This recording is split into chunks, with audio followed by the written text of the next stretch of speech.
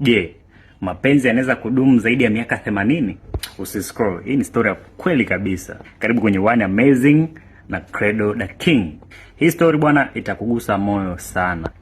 Hawa hapa ni Lee na Elena Gittens kutokea pande za Marekani, USA, na walikutana wakiwa shuleni, na maanisha wakiwa wanafunzi kabisa, mwaka 1941 katika chuo cha Clark Atlanta University. Mwaka unaofuatia tu waliamua kuoana kwa sababu kila mmoja alifeel like ameumbwa kwa ajili ya mwenzake. Leo hii bibie Lee ana miaka 108 na Eleanor miaka 107.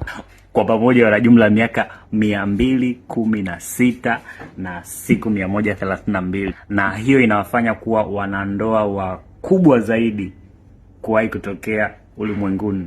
Na maanisha wanandoa wenye umri mkubwa zaidi ulimwenguni.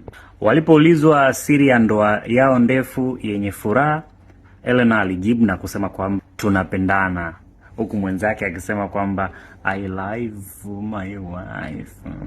Mapenzi ya kweli bwana yapo na yanapatikana kwa watu. Je, unabidi love ya bilele?